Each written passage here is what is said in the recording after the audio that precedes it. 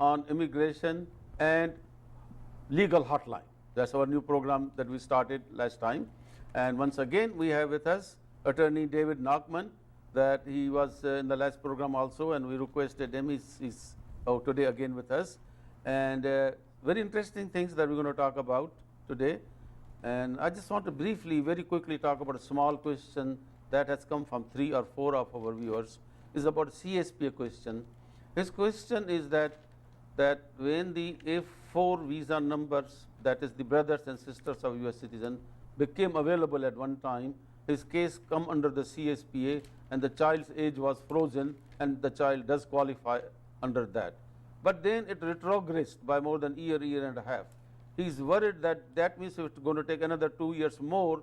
Will they do the calculation at that time, because age will be added by 2 more years and that formula may then not apply? No, you are fine. Once that got frozen, it got frozen there. Even if it takes a year, or that's the whole purpose with CSPA. Once a person qualifies on CSPA, it just stays there. Even if it takes another 6 months, 8 months for you to complete other formalities, or there's an investigation by the council delays, you delay, whoever delays, that will not affect the CSPA determination. So, Michael, what you're saying is that the date locks in. Locks in. And then when you do the subtraction, it takes you back, and so there's nothing to worry about. Exactly. Okay, great. Okay, David, I have this question is especially for you. The question from a viewer. He says that he got L1 visa A as a manager of on a basis of a small company. The L1 petition was approved, he got the visa, and it's about time that he applied for extension as the 1 year was getting closer. He applied for extension because the 1 year is given to the new companies only. That's so correct. The old company gets 3 years. So this was the new company. Now he applied for extension of 3 years. Immigration Service denied. The Immigration Service saying that the number of employees is not sufficient, the income is not good, and there's a question about whether the person is really performing managerial duties, and he wants to file an appeal. And sometimes that becomes a problem, because if you're filing an appeal, you have to then justify that the Immigration Service is wrong, because just filing an appeal by filling a form and sending a check, it doesn't do anything, right? So now I'm asking you, why is this happening? He got L1 approved. Now he applying for extension, they say no. Right. Well, Michael, our office has received a lot of inquiries in this area too, and it's very problematic. It's very troubling to us as it is to our clients. For those of you who are new viewers, the L1A is for multinational executives and intra-company transfers. So there are 2 types of Ls. There's an L1A, which is for executive managers, and L1B for specialized knowledge. The L1A requires an individual to be an executive manager. And I think that what the focus on these determinations seems to be is that after a year, the government looks back at the business and says, well, does the business really have enough managerial executive responsibilities for that person to have? And they really seem to focus in on what is considered managerial and executive. Now, you pointed to the fact that, do you appeal, or do you refile? Yeah, before that, I want to add one thing on that. See, they look at also the hierarchy chart, okay? If this person is an L1 manager and then he has 1 secretary only, that's no good, because they say that is not a managerial duty. They want to see like middle level management in between. There is this guy, the CEO of the company, then they have import manager, they have export manager, and they have accounts manager, 2 or 3, that level, and then other people and the sales people, marketing person. That's why this issue that you just mentioned, whether this job really that he's performing is a managerial. Yeah, and it's a great point that you're making, Michael, because there are really 2 definitions that the government has carved out in the regulations for managerial and executive. One is what we call traditional management, which when you take a look at the corporate organizational chart, it's your traditional corporate hierarchy where you have individuals who are management professionals who are managing lower level managerial professional people and so on. So you have a traditional management hierarchical chart.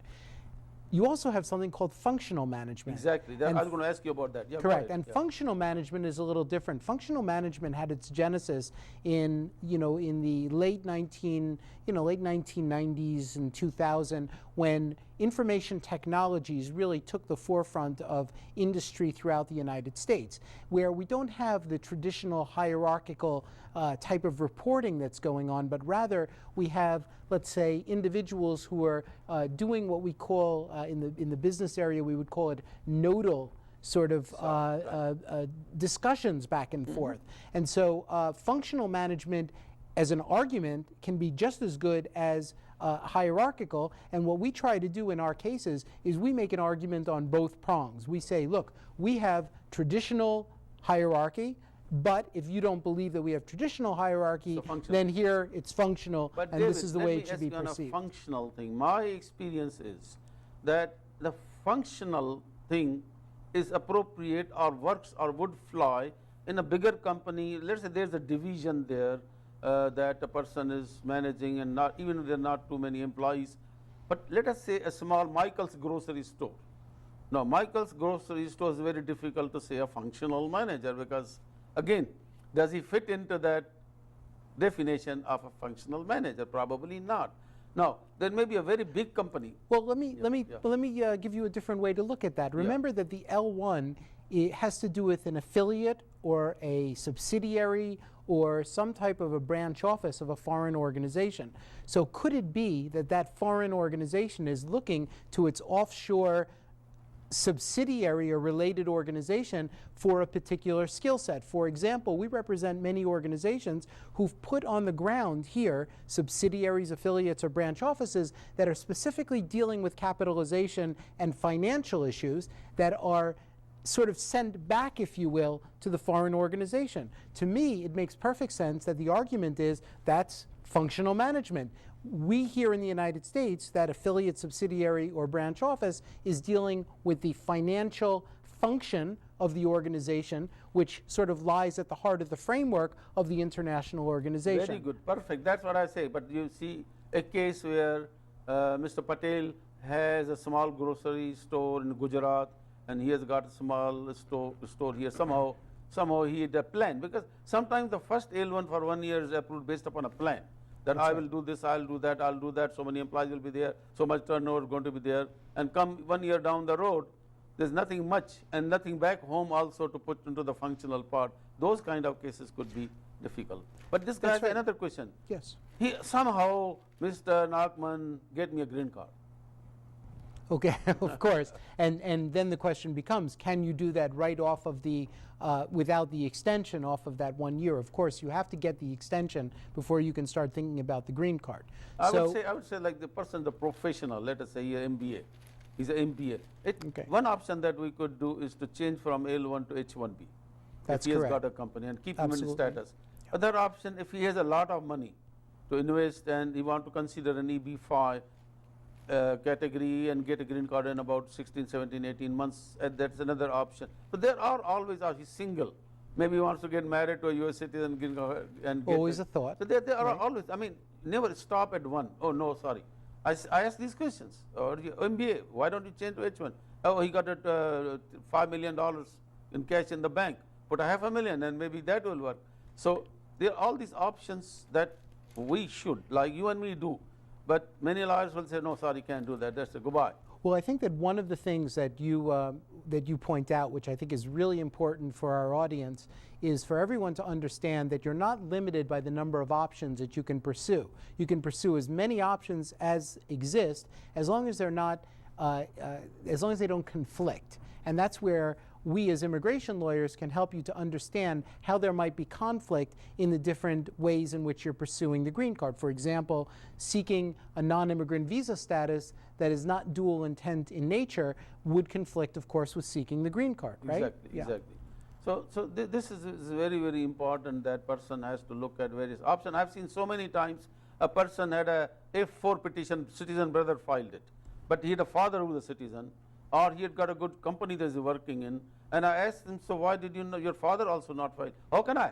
My brother already applied. I said, so what? Right. It's like getting into line. You can get one line, second line father, third line employment, doesn't matter, whichever comes first. It's exactly right. It's exactly right. In fact, what we often say is that you're better off filing employment and family because you don't know what's going to happen in your employment life. You don't know what's going to happen in your family life. So if you file all of them and pursue all your options, then one is bound to happen for you. I have a very important question that many of our clients are and our viewers will be is on H4 visa. But before we go to that, we have to take a short break. And right after the break, I'm going to request David to discuss about the H4 visa problem. So stay tuned. We will be back.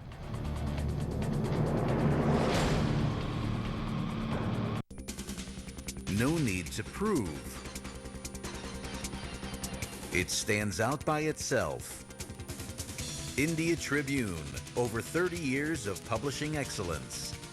Inform, educate, entertain. To subscribe, call India Tribune at 773-588-5077.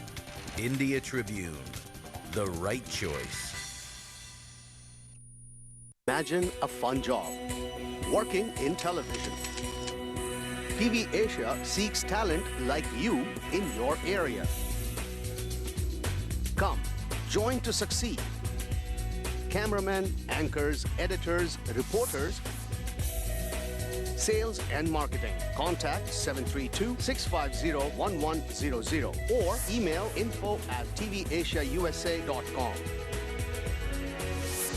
जरा जोर लगा के तो देख boss, किस्मत कभी भी बदल सकती है.